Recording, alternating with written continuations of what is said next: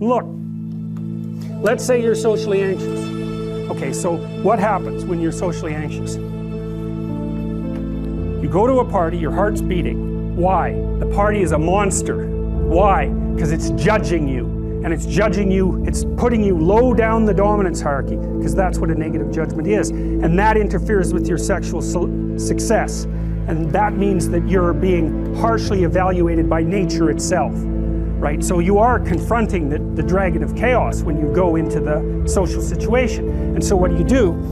You're like this, right? You hunch over, and that's low dominance. I'm no threat. It's like, well, that's not going to get you very far. You know, but that's a logical thing to do in the face of a tyrant. So I'm no threat. You know, you look at the king and you're dead. I'm no threat. I'm hunched over. And then what's happening internally? What are people thinking about me? What are people thinking about me? Am I looking stupid? Am I looking foolish? Geez, I'm awkward. I hate being here. Man, I'm sweating too much. It's all internalized, right? It's all self-focused. The eye isn't working. What do you tell people?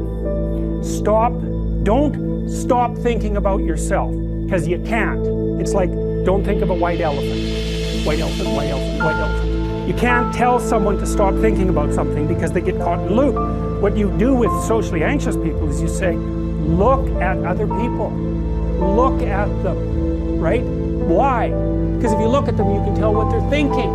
And then unless you're terribly socialized, and some people are. Some people have no social skills. And so the reason they can't go to a party is because they don't even know how to introduce themselves. Like no one ever taught them how to behave. And so they're really good candidates for behavior therapy, because you walk them through the process of how you actually manifest the procedures that are associated with social acceptability. But most people aren't like that. They have the ability. So if they're really introverted and high in neuroticism, they can usually talk quite well to someone one-on-one. Why? Because they look at them. Well, if I look at you, it's another thing to do if you're ever speaking to a group of people. Never speak to the group of people. That doesn't exist. You talk to individuals, and then they reflect for you the entire group, because they're all entrained. If you look at one person, they broadcast to you what everyone's thinking, and you know how to talk to one person. So it's easy.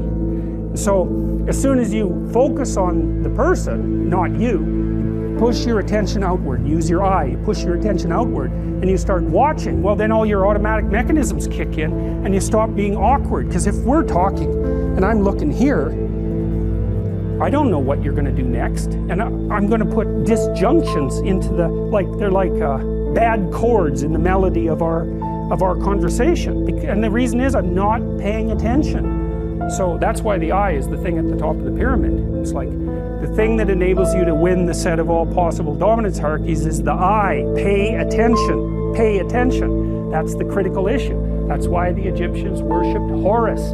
That's why Horus was the thing that rescued Osiris from the depths. It's the capacity to pay attention. What do you pay attention to most? What your right hemisphere signals as anomalous. It attracts your attention. It's like, this isn't going quite right. I'm not looking at that. Wrong. That's what you look at. That's what you look at. What's not going right, because that's the terrible monster that might eat you, but it's also the place you get all the information. So that's why it's useful to have discussions with your enemies, because they will tell you things you do not know. And that's such a great thing, because if you don't know them, well, you're not very smart, are you? You know, there may be a time when you go somewhere that's the thing you need to know. And maybe your enemy will tell you why you're such a fool, you know, and a bunch of other things that aren't true too. But even one thing that's accurate, it's like, yeah, thanks very much, man. Maybe I'll do some work on that, and I won't have to carry that forward.